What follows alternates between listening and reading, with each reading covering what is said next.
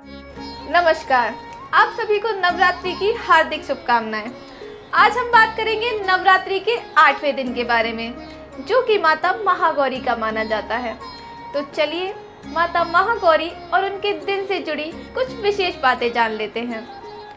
माता महागौरी की पौराणिक कथा कुछ इस प्रकार है।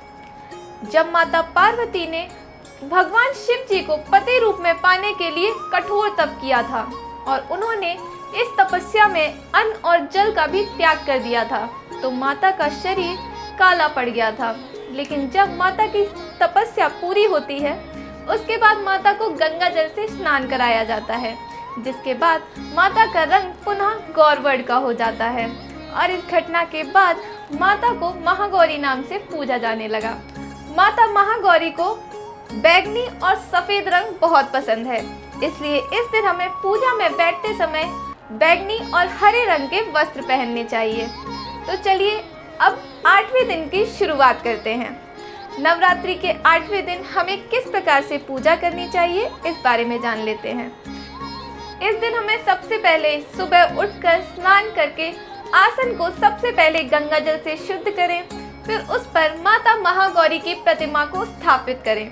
इसके बाद माता पर सफ़ेद रंग के पुष्प चढ़ाएं, माता को वस्त्र पहनाएं और माता पर श्रृंगार करें।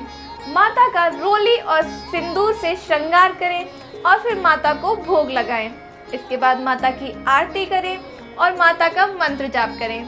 माता महागौरी का मंत्र कुछ इस प्रकार है। या देवी सर्वभूतेषु महागौरी रूपेण संस्थिता नमस्तस्यै नमस्तस्यै नमस्तस्यै नमो नमः। इस मंत्र का जाप करें और महागौरी माता का ध्यान करें। इसके बाद महागौरी का प्रिय भोग क्या है, इसके बारे में जान लेते हैं। माता महागौरी को कई चीज़ें पसंद हैं।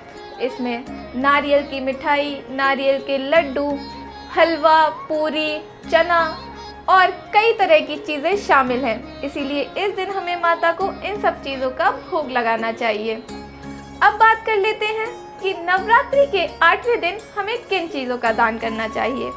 नवरात्रि के 8वें दिन पीले रंग के वस्त्रों का दान करना बहुत ही शुभ माना जाता है। इस दिन हमें पीले रंग के वस्त्र, फल और मिठाई इन सभी का दान करना चाहिए। मान्यता है कि माता महागौरी की पूजा करने से, उनका श्रद्धा पूर्वक ध्यान करने से कुंवारी कन्याओं को उनका मनचाहा वर प्राप्त होता है और जातकों के सभी कष्ट दूर होते हैं और उन्हें आध्यात्मिक उपलब्धियों की प्राप्ति होती है। धन्यवाद।